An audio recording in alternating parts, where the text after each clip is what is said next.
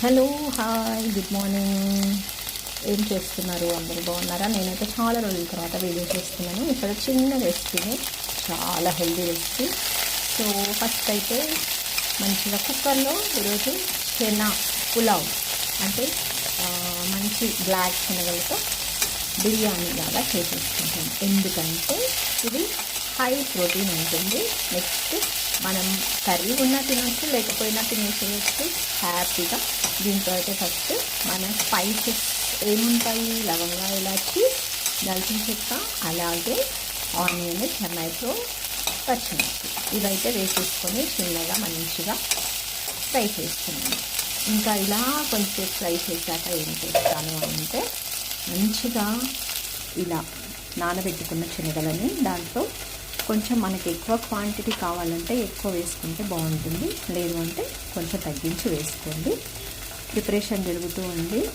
కొంచెం అవి ఫ్రై అయ్యాక ఒక 5 minutes అయినా వెయిట్ చేద్దాము. వెయిట్ చేశాక ఈ శనగలను అయితే వేసుకోవాలి.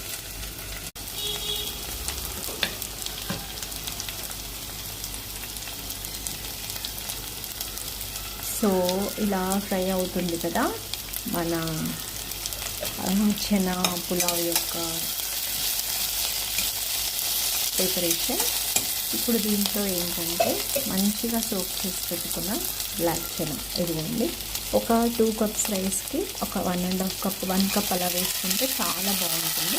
అంటే చెనా ఎక్కువ తగులుతాయి, నెక్స్ట్ మనకి ప్రోటీన్ ఎక్కువ వస్తుంది. నేనైతే చేస్తున్నప్పుడే వీడియో తీసుకున్నాను కాబట్టి చాలా శబ్దం వస్తుంది. ఓకే, ఈ శబ్దాన్ని అయితే అవాయిడ్ చేసి ఇలా ప్రోటీన్ రిచ్ ఫుడ్ని ఇవ్వడానికి అందరూ పేరెంట్స్ ఇస్తారనుకోండి, బట్ ఎవరికైనా తెలియకపోతే కొంచెం దీన్ని ఫాలో అవ్వండి. ఇప్పుడు దీంట్లో ఏం చేస్తాను అని అంటే మంచిగా గ్రైండ్ చేసి పెట్టుకున్న అల్లం వెల్లుల్లిపాయ పేస్ట్ కొంచెం వేసుకోవాలి.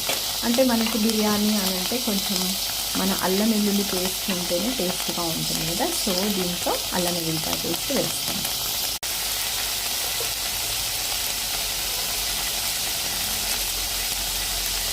ఇంకా దీంట్లోకైతే ఇలా మంచిగా గ్రైండ్ చేసి పెట్టుకున్న అల్లం వెల్లుల్లిపాయ పేస్ట్ కొంచెం వేసి ఇది కొంచెం ఫ్రై అయ్యేంత వరకు, మరీ ఫ్రై అవ్వక్కర్లేదు. ఎలా అయినా కుక్కర్లో చేస్తున్నాం కాబట్టి చాలా చక్కగా ఉడికిపోతాయి చెనా. సో ఇలా కొంచెం సేపు ఫ్రై చేసుకున్నాను.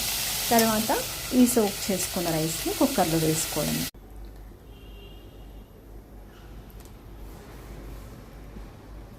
ఇంకా కుక్కర్లో అయితే రైస్ వేసేసి సరిగ్గా నీళ్లు పోసి పెట్టేయడమే. కుక్కర్ విజిల్ వచ్చాక కుక్కర్ విజిల్ అయితే పెట్టేసి